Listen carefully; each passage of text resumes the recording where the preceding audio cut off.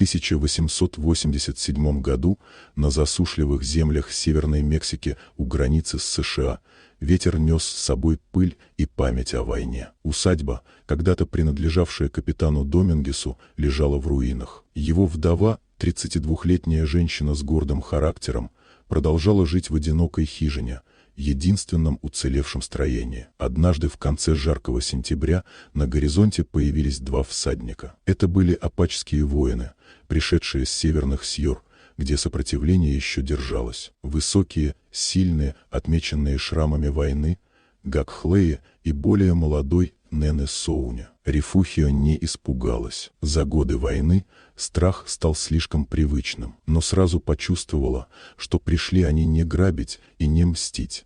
Их взгляд был направлен не на дом, а на нее. После тяжелого молчания Гоклея заговорил на испанском, выученном в миссиях. Он рассказал, что их народ пережил большие потери, что войны лишили их семей, и что многие воины теперь скитаются в одиночестве. Они предложили сделку.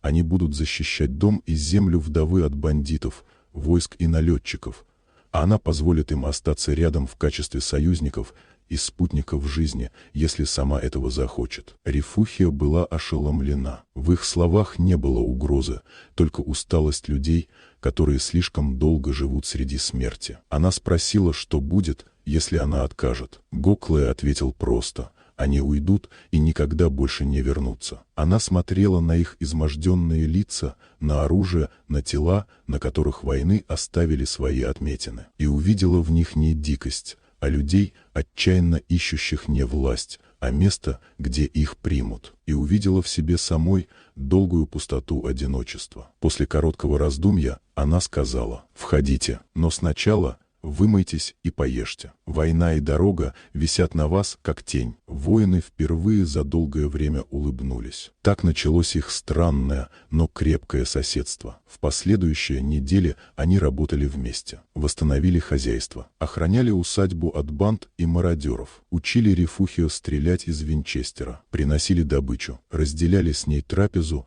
и долгие вечерние разговоры. Между ними возникла глубокая связь, уважение, доверие и человечность, которой никто из них давно не знал. Дом, который был пустым 3 года, снова наполнился жизнью. Но вскоре дошли слухи: мексиканские войска и наемники ищут Гоклаю и Нёне Соне. За их головы была назначена награда. Оставаться означало подвергать вдову смертельной опасности. Рефухио, хотя сердце ее было полно боли, сказала: «Вам нужно уйти. Я не позволю, чтобы из-за меня вас убили». Перед уходом они попрощались долго и болезненно, с уважением, благодарностью и обещанием вернуться, если выживут. Гоклея оставил ей ожерелье из медвежьих когтей, символ дороги и силы. Дорога поглотила их силуэты, но Рефухио знала: ее жизнь уже не станет прежней. Через 9 месяцев у нее родился сын,